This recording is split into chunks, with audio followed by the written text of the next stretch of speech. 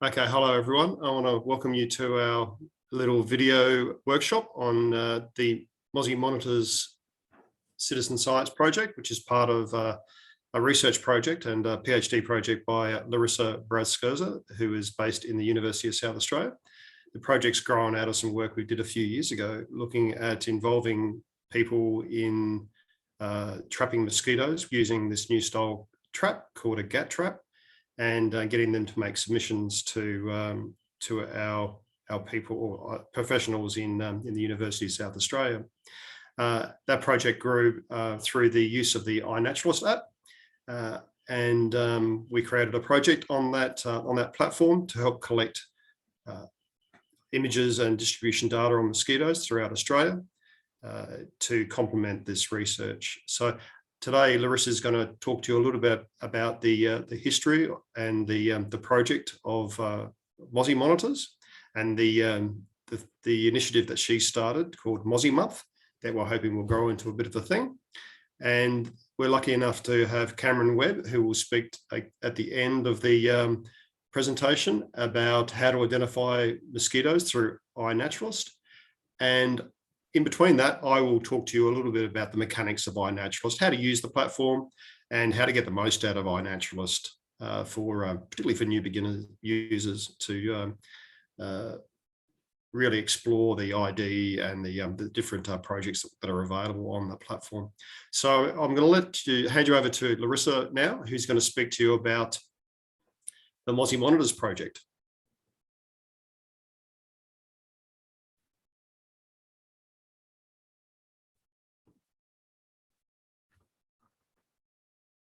Yeah, can you see my screen? Yep. Yeah. All good. All right. So thank you, Steve, for the introduction. Hello, everyone. Thank you for joining us in this online workshop about Mozzie Month and iNaturalist.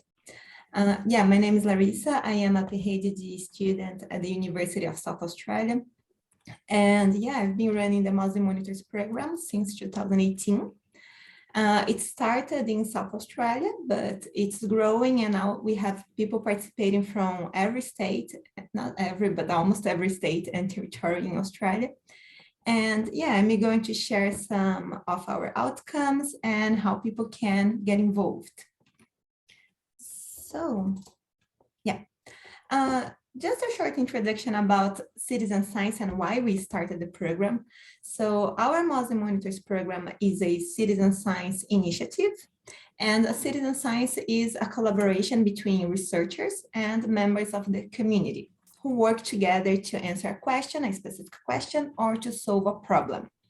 So citizen science is about making science more accessible and understandable by bringing people together to communicate with researchers, helping collecting data, helping analyze this data, and helping disseminate outcomes. So it's about bringing people to research and also having meaningful scientific contributions from everyone who is interested in science. And so we have projects of local, national, and global importance involving citizen science. And more recently, we can see like some mosquito monitoring programs emerging from all over the world. And we have an example of a very successful mosquito monitoring program that started in Spain. The name is Mosquito Alert. And they use a mobile app to record observations of mosquitoes like from all over the country. And back in 2018, a new species, not a new species, but a species of mosquito was recorded for the first time in Spain by a citizen scientist using the app. So this species here, it's Japonicus, is also a species related to public health concerns. It can transmit West Nile virus in the country. And it was the first occurrence of this species was recorded by a citizen scientist. So it shows how powerful it is, people participating in science and sharing their observations.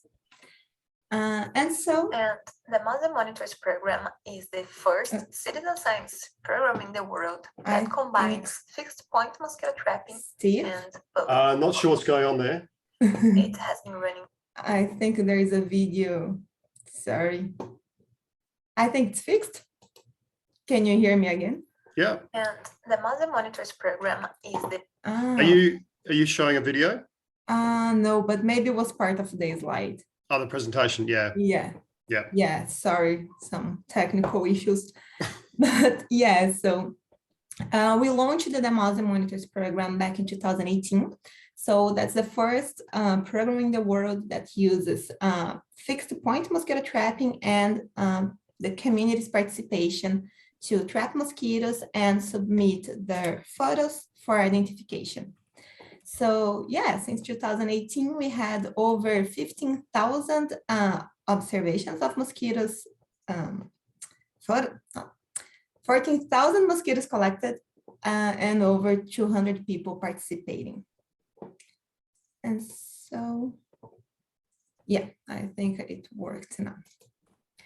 Yeah, and so since 2018, the main species collected, they are related to the most common mosquito-borne diseases in Australia, especially rosevirus, Burma forest, and even dog heartworm. And the main species collected by the traps, they are container breeding species. But we also have not only species related to public health, but also species of ecological importance and pollinator mosquitoes, pollinator species as well. And so last year, for the first time, we organized Mozzie Month, which we are starting again next week. So there was a short mosquito monitoring initiative that ran for only 6 weeks between February and March. And yeah, we had over 100 people participating from 5 different states in Australia. And the most common species included, again, species related to mosquito-borne diseases, especially rosevirus, and also some pollinator species as well. And yeah, but besides the trap, we also are looking for new people to participate in the on the iNaturalist platform, which we have a community that's growing as well. So here we can see the highest number of observations from people in Australia contributing to iNaturalist. So iNaturalist is a free online citizen science platform, free to use. So everybody can just create an account and start submitting photos. So Steve is going to cover a little bit more about it. And in our project, our Mozzie Monitors project, we had like over 700 people participating, sharing observations of mosquitoes, and over 200 people helping with their identifications, and over almost 3,000 observations of mosquitoes and 74 different species. So this is a crowdsourcing platform, and it uses an artificial intelligence to help with the identifications. So it's very interactive, and yeah, Steve is going to cover that a little bit deeper. But something really interesting is, like, different from the trap, where we can get some data related to abundance of mosquitoes from the different traps. With the iNaturalist, we can get some different data, especially related to the distribution of these species. So we can see how different these species are from the different parts of Australia where people are submitting their photos. And we can see a diversity of observations. So we can see some mosquitoes with different behaviors as well. We can see blood-fed mosquitoes, and we can see same species, but the male of the species resting on plants or interacting with plants. We can see some colorful species, as Stephen and Cam are going to talk a little bit more as well. And yeah, species as pollinators, so we can see a high diversity of species on iNaturalist. This species is also a vector of mosquito-borne diseases in Australia, but it's also a pollinator of especially mangrove species. And yeah, and some very interesting observations. For example, this it's Captorincus. That was the first observation that we saw on iNaturalist of the species with a senju, a carnivore plant. So we can see some rare species or rare observations, not rare species, but rare observations from people using this platform. So it's a very rich source of information that we can see. So finally, the citizen science. Yeah, sorry, I think there's something. Yeah. And yeah, so we can see lots of benefits from people participating in citizen science, learning new skills, contributing to science, to research related to mosquitoes as well, and also people having fun while they are making these observations. So yeah, if you're interested in our Mozzie Monitors project, you can start contributing today. And yeah, we are running this Mozzie Month initiative from the 14th of February until the 29th of March. And yeah, Steve is going to cover a little bit more about how to use iNaturalist and yeah, how to make observations.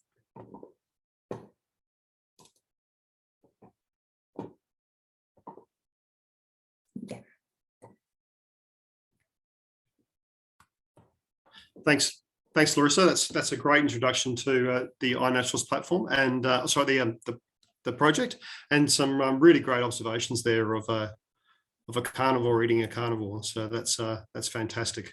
Yeah, so today I'm going to give you a little bit of a short introduction to iNaturalist. So we have a bit of a diverse group of people joining us today, and also probably looking at this into the future with the wonders of modern technology.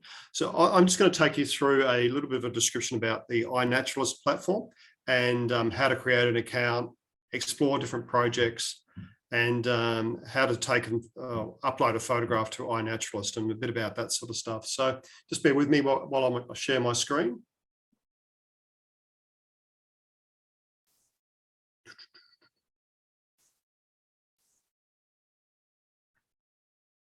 Great. Okay.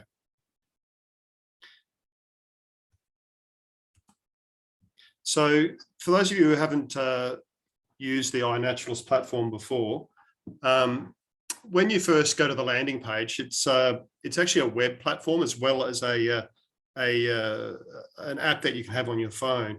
Today I'm going to go through the web platform, which is a bit more user friendly, and it has a lot more features that people don't see on the other the phone app. So when you go into the platform, you might want to start a new, join the iNaturalist community. And to do that, it's a fairly straightforward process. You just select the sign up and you'll be taken to this page here. And it's a fairly standard sign up. You just need an email, select a username, a password, and then confirm the password, and that you are not a robot. The one thing with this is with sometimes when we've tried to, people have tried to sign up, the username might be taken already. So they'll just get an error message, and it might not be explicit that the username has been taken up. So if you use a name like Terry or Bill, it'll be taken probably. So it's good to use a name that may not have been already used. So I've already got an account, which might surprise some of you. So I'll just exit out of that and just log in. Now, you can log into iNaturalist, the Australian platform, which is slightly different. And in fact, I won't do that today. I'll just go into the international platform because it's a bit easier for me to use that at the moment. So you just go log in, and you should be able to just go straight to the account. Hang on. Sorry, I've just changed my username, and it's I can't believe I did that. Just give me a second. When you change your username, it's a good idea to update the computer.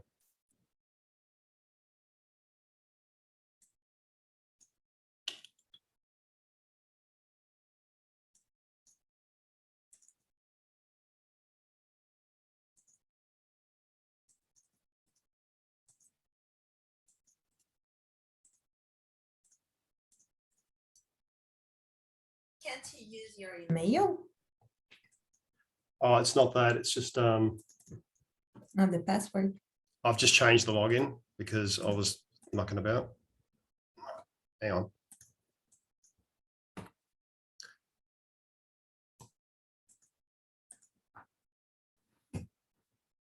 Okay, I'll log in as another generic account. There we go. That'll be easier. So you'll come to a standard landing page, and it will look like this. And you'll have basically a news feed that will go down this central part of the platform here. This is like a social media as well as a citizen science platform. So you do get all sorts of interactivity, such as these news feeds. In here, if you follow people, which I'll show you later how you do that, observations that they make will show up, as well as observations of different taxa that you follow. So if you follow moths or mosquitoes, they will show up in here. You have a profile page, which is this, where you can make notes if you wish about yourself, and also some of your adventures. You can go to the observations. It'll show you all of the different observations that you've made. And you have another toolbar up here, which will do a similar sort of thing. Now, the way this platform works is that people upload observations and then they get collected to different projects. The actual observations go into a large database, which stores them as individual observations.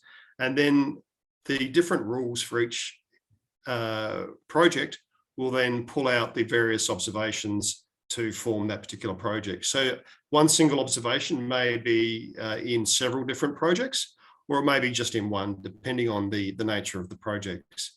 So if we go up here to, I'll show you an example of that. And to do that, I'll use the Mozzie monitors. So if we go up to projects, you'll go into this page here where you can actually have a search. And if you go to the, and you can search for a local project. So if here we go in Mozzie monitors and have a bit of a search, we will see that there are several projects here that talk about Mozzie monitors. And the first one is ours. So we will have a look at that. And if you look at the Australian node, you'll see that this is actually a feature project for the month. And I'd like to thank the Atlas of Living Australia for doing that for us. So it means that people can easily find it. So if you just go, if you're on the Australian node and you go up to projects, ours will be one of the 3 projects that are featured. So if we have a look in here, and at the read more, we can find out about some of the rules and how these projects are sort of set up. And this project here has a certain number of requirements. And with every project, it'll come up on the right-hand side here, and it'll tell you about the different requirements for the project. And in order to be included in this project, the observation will have to be of a mosquito, that is anything of the family Culicidae, and it will have to be within Australia or any of the states or capitals within, states or territories within Australia. It will allow anyone to make an observation. So it doesn't matter whether you're a member of the project or not. If you make an observation, it'll be included in the project as long as it's a mosquito and it's been observed within Australia. It doesn't have to be included in any other project, and it can be any observation. That is, it can be a research grade or something that requires identification or a casual observation. And it can be any media type, be it a photograph or a sound, and any date of any month of the year. I'm not sure why that's in there. It doesn't really need to be there. Okay. So if we go back and have a look at the projects, that's how projects are set up. They collect taxa based on certain criteria.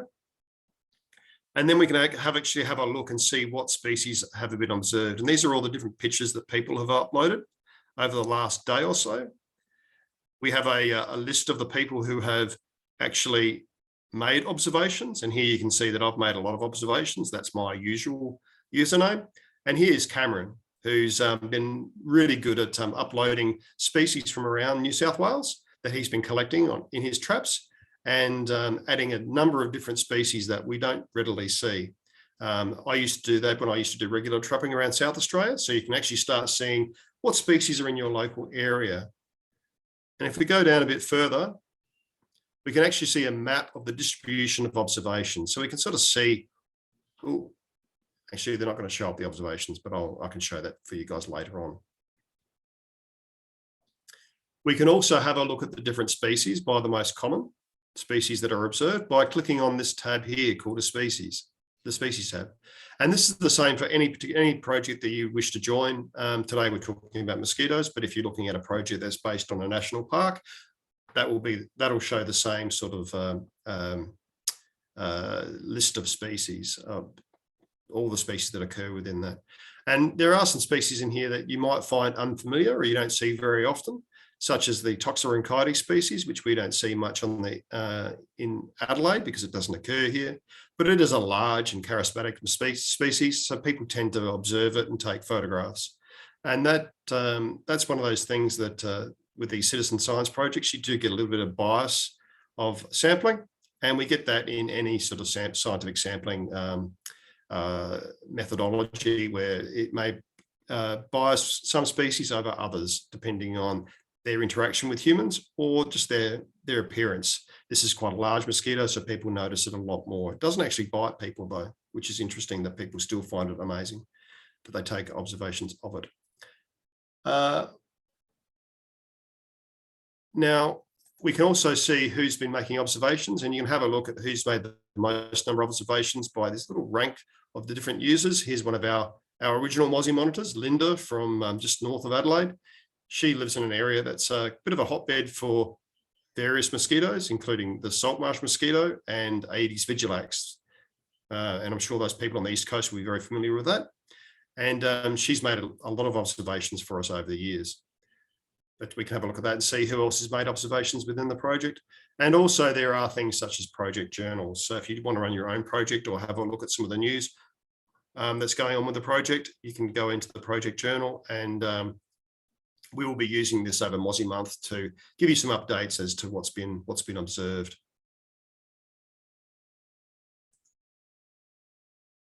Okay, so how do you make an observation? Well, on the desktop, it's quite easy. You just go up to this little button at the top called Upload, and you just need to drag and drop some images into that field. It's quite simple. You just pull an image across and just drop it in there. And here's an image I took of a Aedes nodoscriptus in my backyard. And you'll notice that I took this with I did take this with my camera, so there's no geolocation there. So if you don't have a GPS associated with your camera or your phone, you can have this little problem. That's easily solved by just clicking on this, and a map will come up. And you can either zoom in by rolling your mouse in or just search for a location. So this, for example, was Adelaide, and I can just zoom in and select where it was that I saw the mosquito biting me or making my observation. Now, when you use this map, there are some things that people might not want to show other people, like if you're making an observation around your home, you may be concerned that people can see where you live. So there's a little tab down here called Geo Privacy. And if you select this and select Obscured, this will be sufficient to obscure your observation to the everyday user. And this will be a random coordinate within a 20 by 20 kilometer square.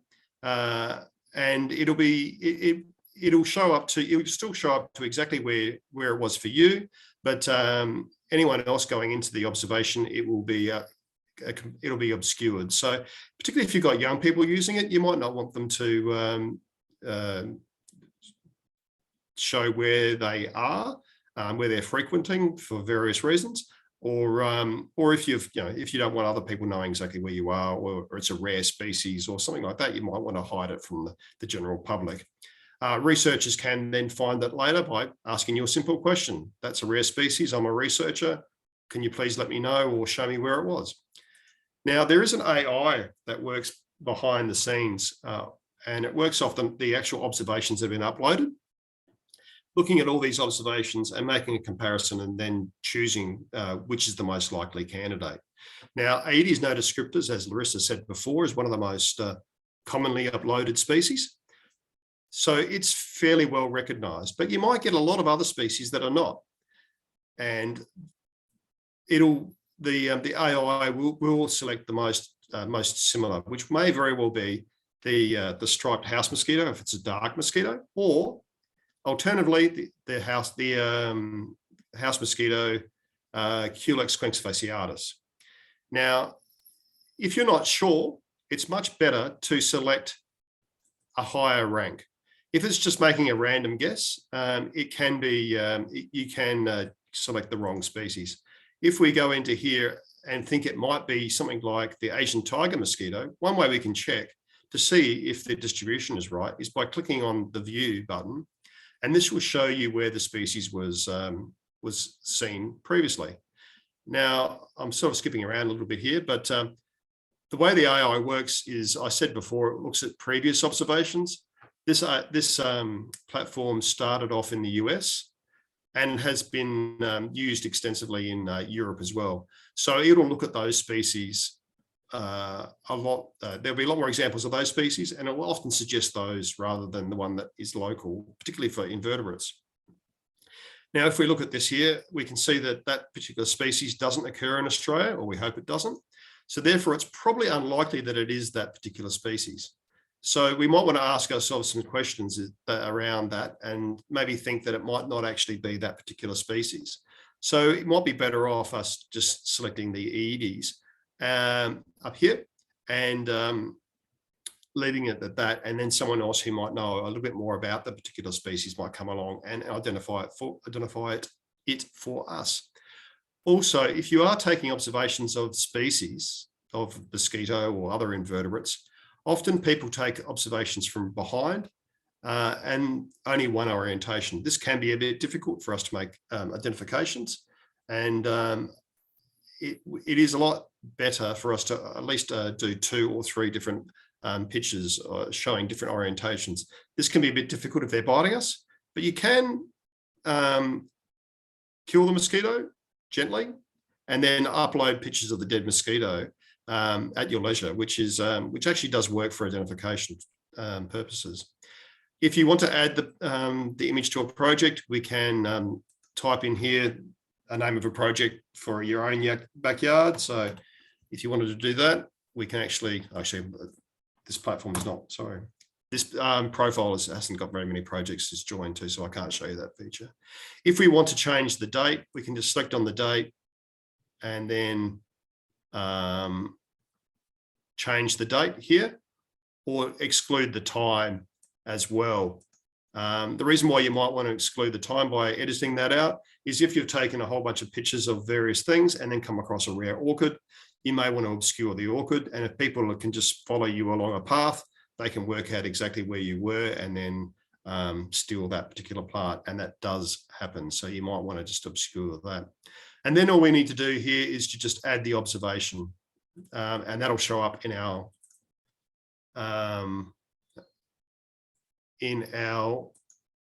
list of observations. We can then go back and edit that, but that will be sufficient for us to include that in our project. It's taking a little while.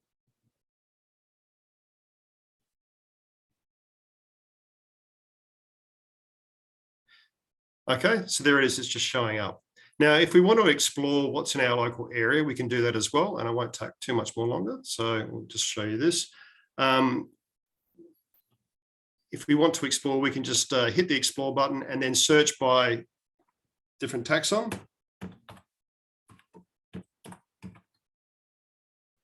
So look for mosquitoes, but we can also search by location.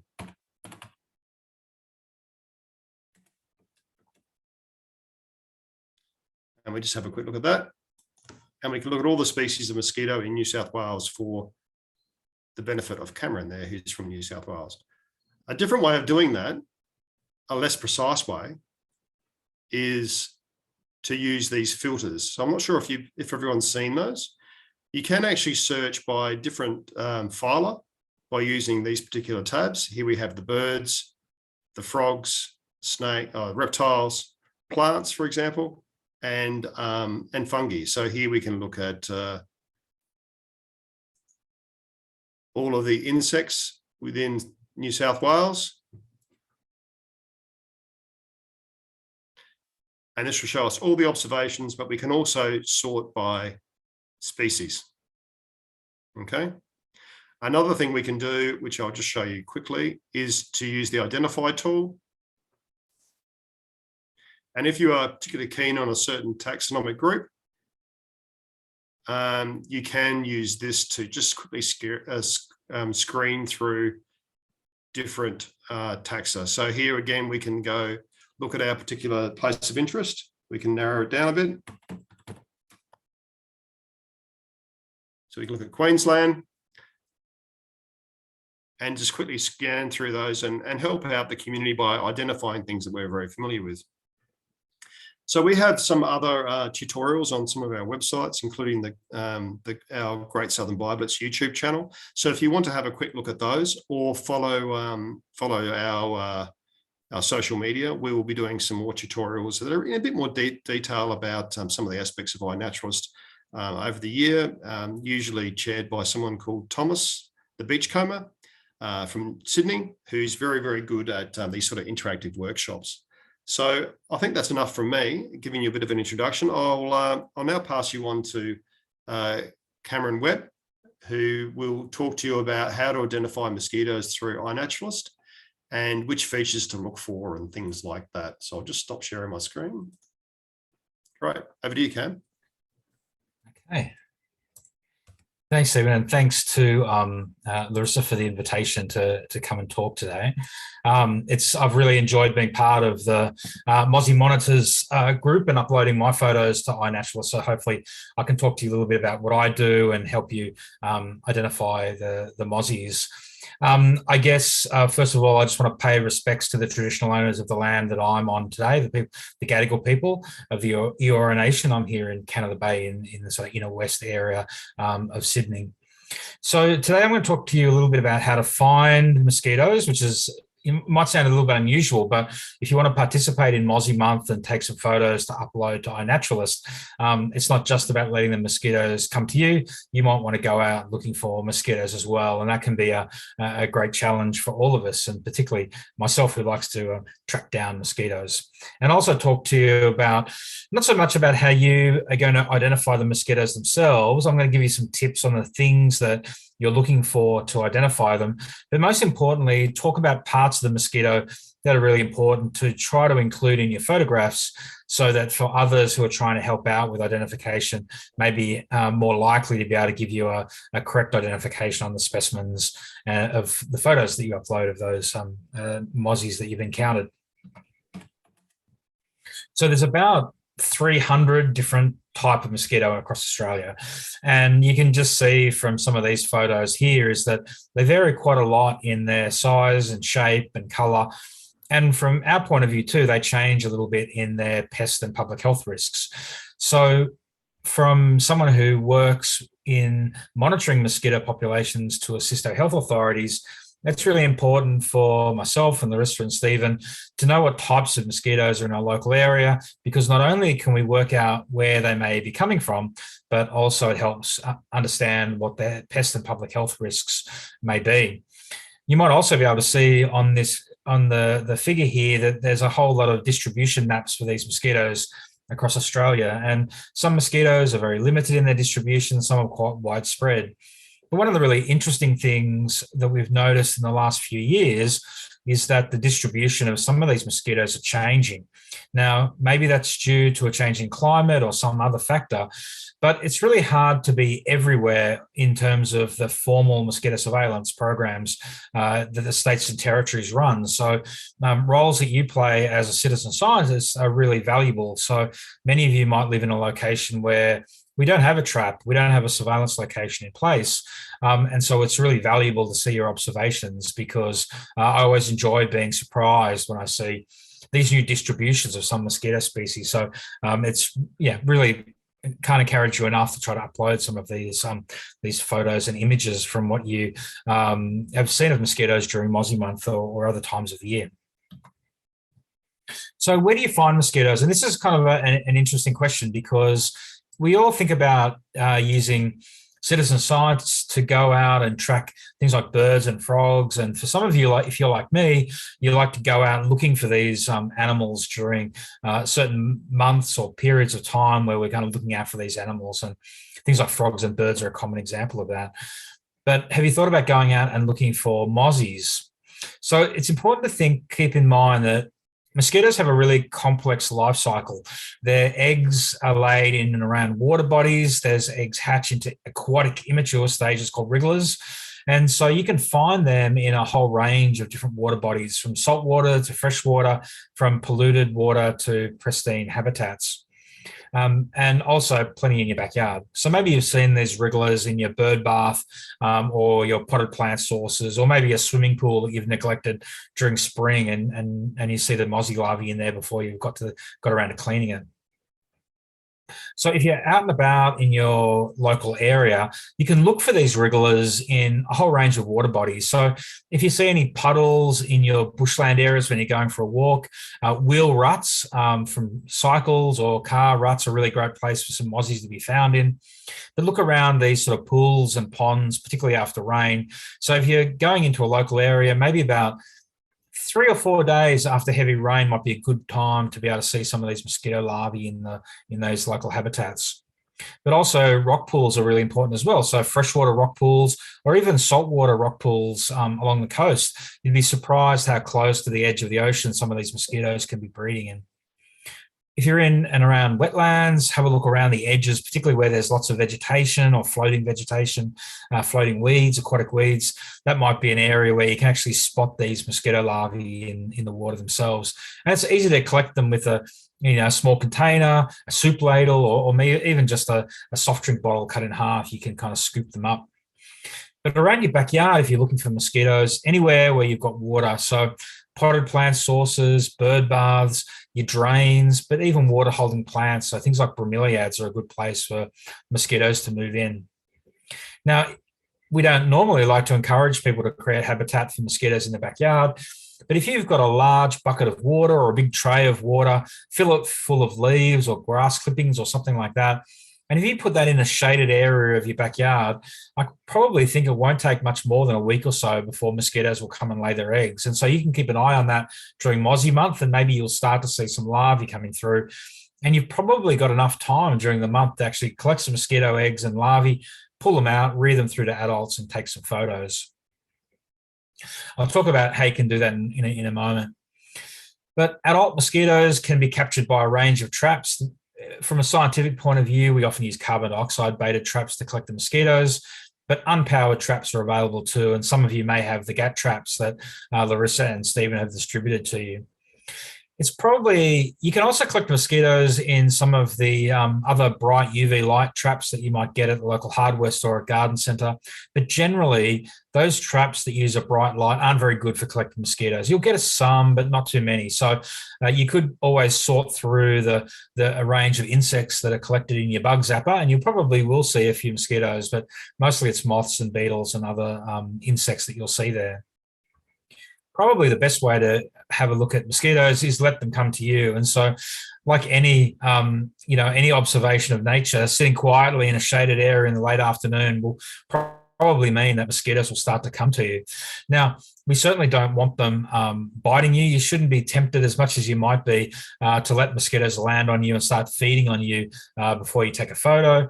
But you can also use an aspirator, which is basically just a suction tube to collect the mosquitoes. You can suck them off your clothing or your skin and put them into another jar and take them home or photograph them there.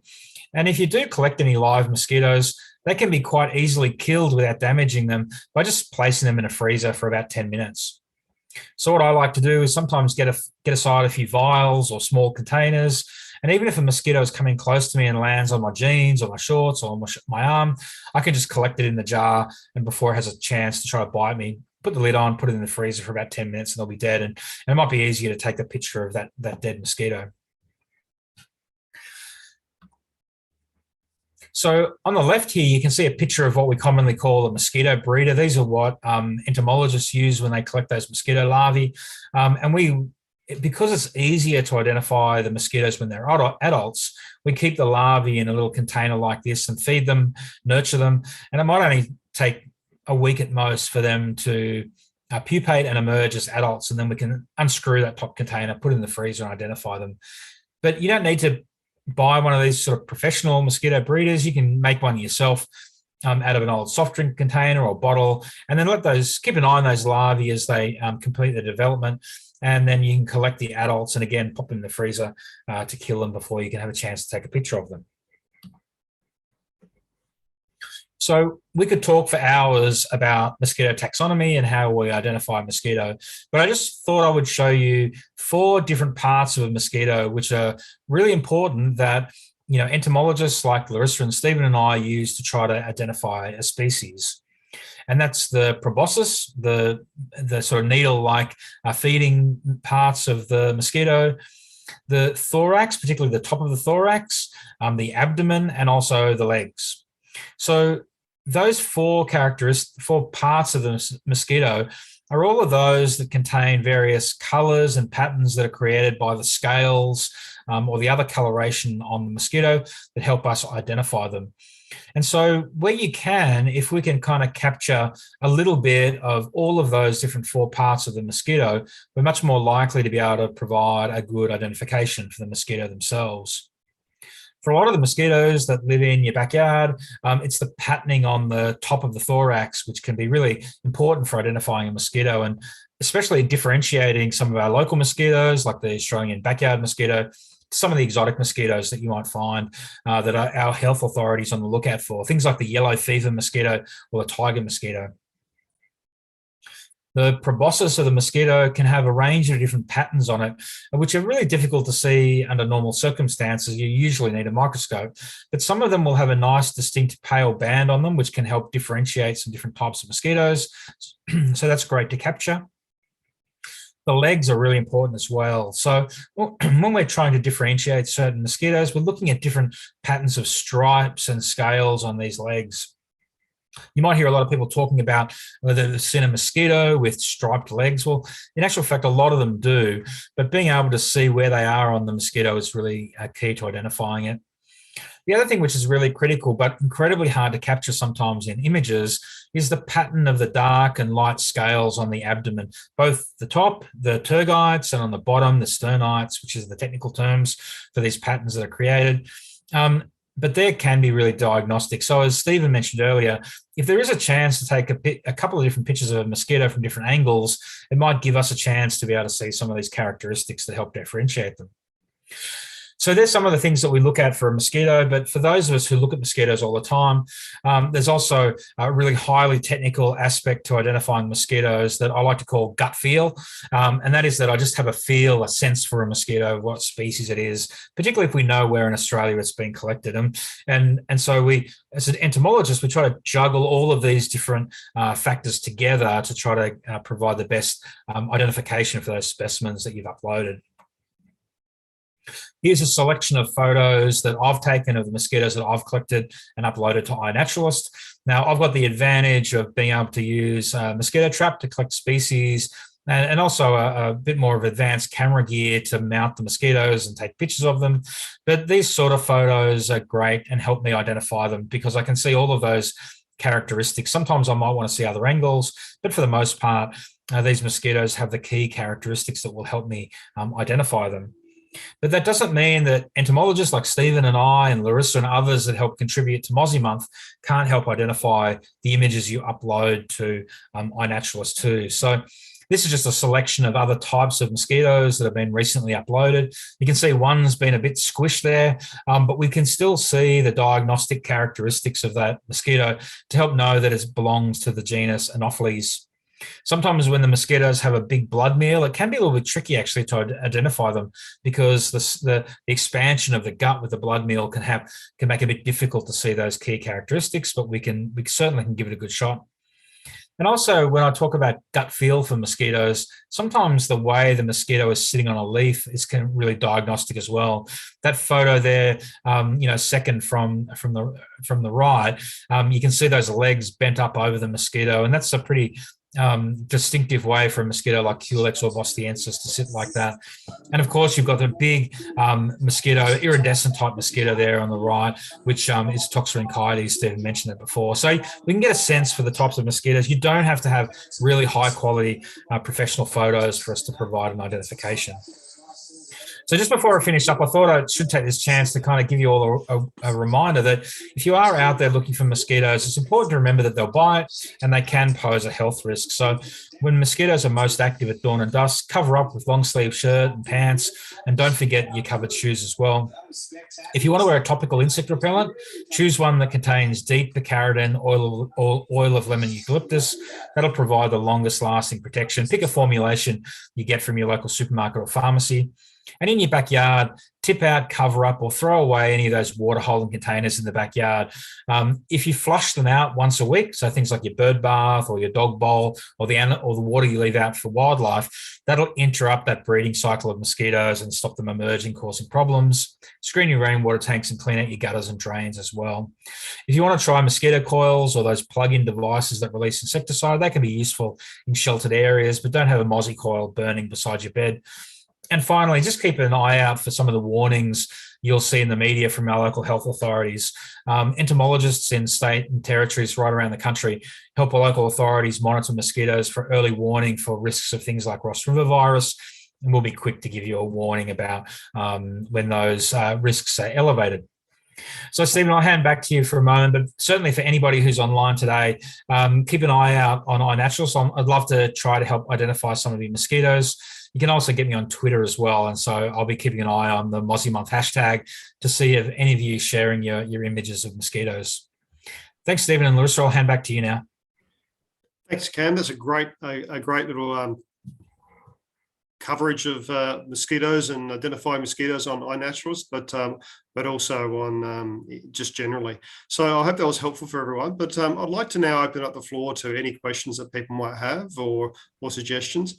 I'd also like to encourage them to definitely share on social media. I'll be on social media too, and so will Larissa, although she is taking a jaunt up to Central Australia to look at some mosquitoes that I know that Cam is jealous of, and I can definitely say that I'm very jealous as well, because after these big storms and rain events, particularly in Central Australia, there's a lot of species that we simply just don't know much about that do emerge. And I was lucky enough to go up there about 10 years ago and do some trapping up through Central South Australia, and we got some amazing species that some are actually not described.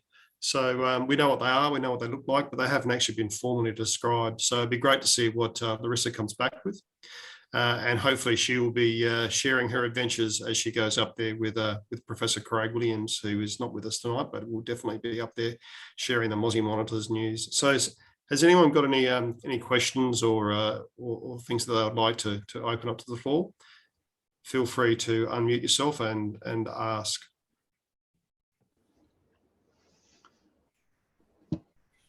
Yeah, I was wondering, are we seeing declining numbers of mozzies as we are with other invertebrates? That's a interesting question.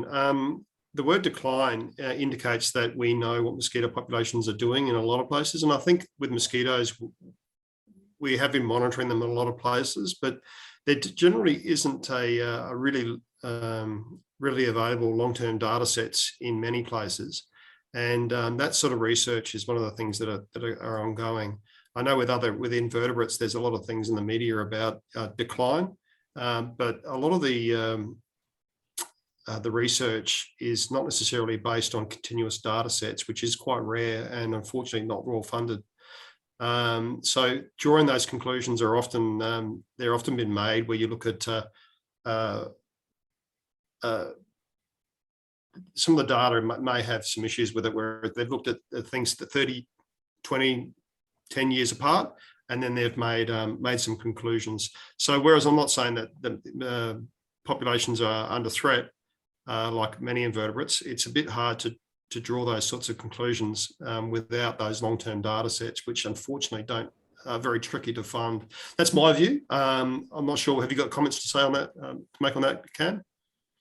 Yeah, I think it's an interesting question. I think that for most of the mosquitoes we spend a lot of time monitoring, they're pretty resilient. They'll adapt to sort of different types of habitats, or at least different habitat conditions.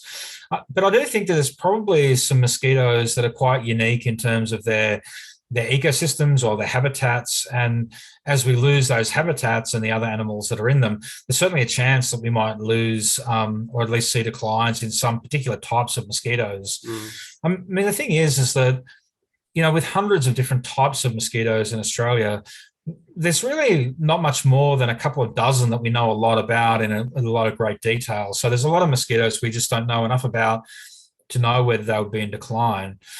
I think the other thing to keep in mind too is that some mosquitoes are quite well adapted to incredibly extreme conditions. And so in Western New South Wales, we see some mosquitoes that mostly disappear for almost a decade at a time during drought, but they're incredibly rapid to bounce back as soon as that we get the sort of flooding rains come back into those habitats. And we see that, you know, from time to time with a group of mosquitoes that we know we commonly call floodwater mosquitoes.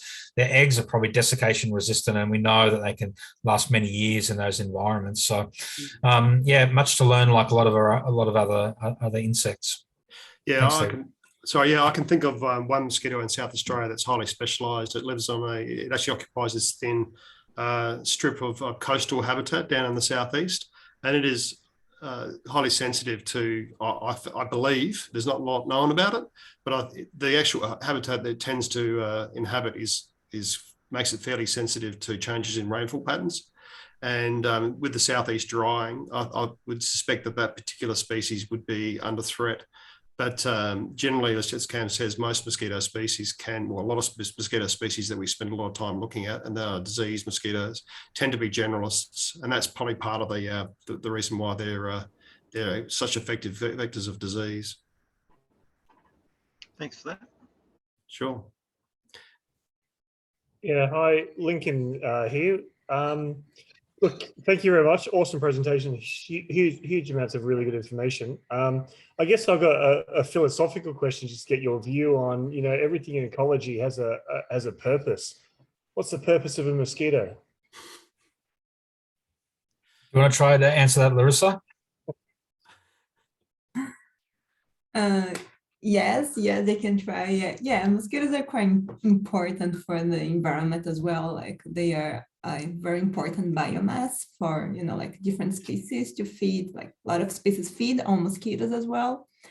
And as we showed, like some photos from iNaturalist, some species of mosquitoes are also pollinators. So they can be effective pollinators as well. So yeah, they are important for the ecosystems. But yeah, they can also pose a threat for public health as well. What's the purpose of a human? Yeah, I think Lincoln.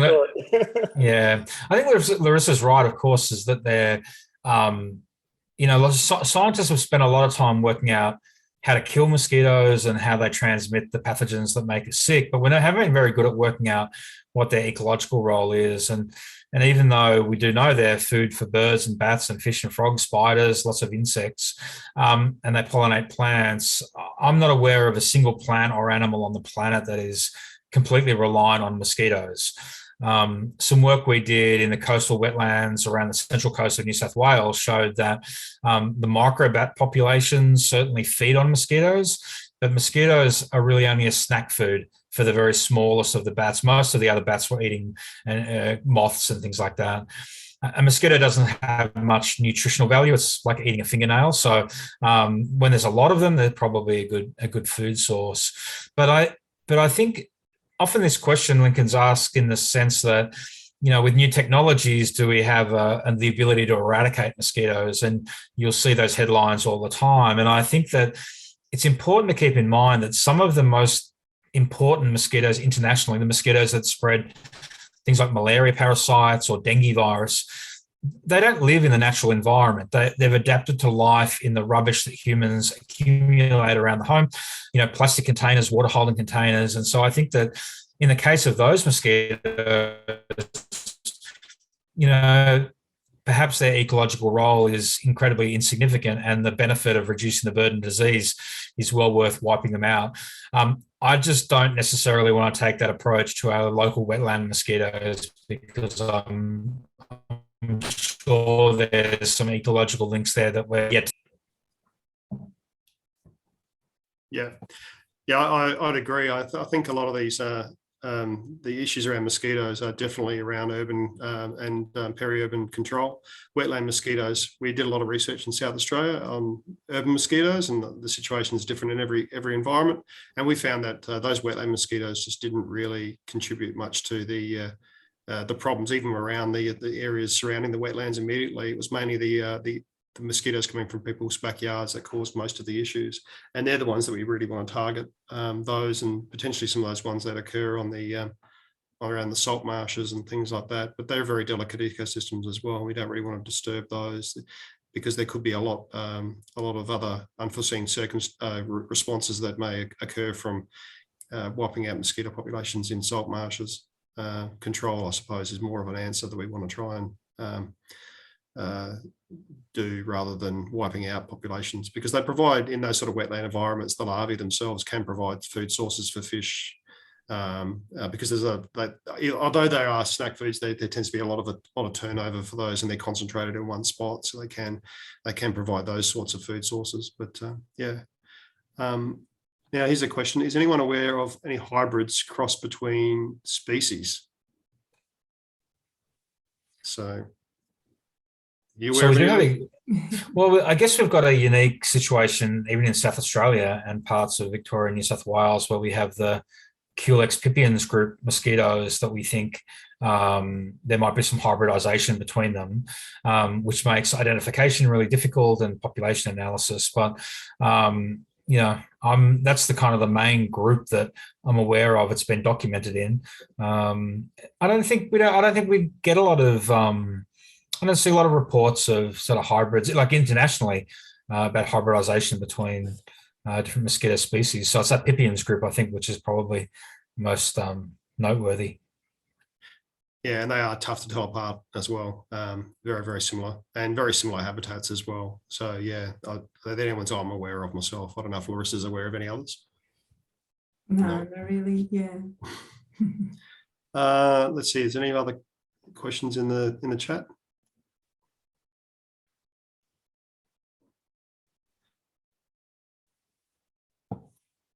No, I think there was some question. I think someone might have asked about how long mosquitoes live, and I don't know if for those that are interested. And, you know, we, as a general rule, we kind of think about that the adult mosquitoes don't live for much more than 3 or 4 weeks, but there's you know, some really noteworthy exceptions to that, particularly for the mosquitoes that spend the winter as adults. But for the most part, during summer, it takes about a week to 10 days for them to complete their immature stages, and about 3 weeks for the adults. So that's why you tend to, for many species, you do get that boom and bust cycle. Yeah. But there are some exceptions to that rule, like you say. Like in the cooler parts of South Australia, there are larvae that do last for quite some time during the winter, and they overwinter as larvae often, or come out in late winter. But yeah, it's an interesting question, because if you count the egg stage, it can be many years. Yeah, but they just sit around, just waiting for something to happen, and that's the beauty of the egg. I think was that Lincoln with a question or there too, Stephen? Yeah, it is. Yeah. Yeah. Another question, and it's about the skin biome and the biteability of people. Have you got any sort of insights into that? You know, do people that eat more of different foods are more attracted to mosquitoes, or people that don't shower as often, or, you know, do you have any insights around those type of environments?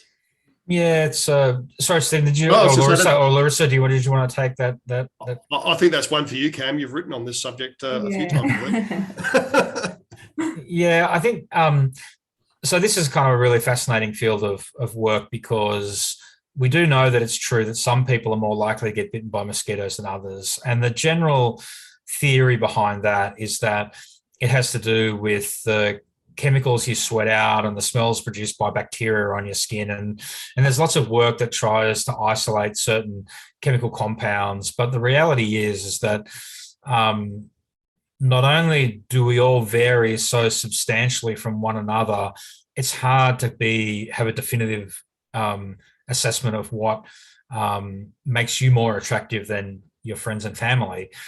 But the biggest problem here too is that all of the mosquitoes have a different taste. And so we have mosquitoes that like to bite birds or mammals or even frogs and amphibians. And so the way those mosquitoes respond to potentially biting us is likely to be highly variable. And one of the best examples of this is that, scientists demonstrated that Limburger cheese actually attracts a certain type of mosquito. And if you have never eaten or experienced Limburger cheese before, it's supposedly one of the grossest smelling cheeses you can find. And what gives that cheese that smell is a bacteria that's very closely related to the bacteria that grows between the toes of our feet. And so, the logic here was that, here's a readily available substance that could be used as a lure in traps. But the problem is that though it worked well for one type of mosquito, that wasn't consistent across all the different types of mosquitoes. So, Lincoln, even though you may have a smelly enough skin that attracts, the South Australian mozzie, if you go for a holiday for far north Queensland, you might find that, mosquitoes are either more or even less attracted to you. So I think that's one of the things that I always think about is that while if we just spent a bit more time thinking about how to choose and use a mosquito repellent more effectively and less about why mosquitoes are biting us more than our friends and family, probably we would all get less bites anyway. But it's certainly an interesting thing to think about. And just to finish, I guess it's important to state that there's been no scientific evidence that anything that you eat or drink will completely stop you being bitten by mosquitoes. Maybe your diet will change that a little bit, but if there was a food or a drink that would stop us being bitten by mosquitoes, I can guarantee that our supermarket shelves would be full of mosquito repellent pills instead of lotions and sprays and creams, because if you could take a mozzie repellent pill every day during summer, I think that would be a far better way to stop being bitten by mosquitoes. But unfortunately, after nearly 70 or 80 years of mosquito repellent research, we haven't got to something like that yet. Thank you. Great. Wise words. Thank you. Great answer, Cam. Now, just before we wrap up, I'll just see if there's any other questions we can cover off. We might, if no one's got any questions, we might call it a day.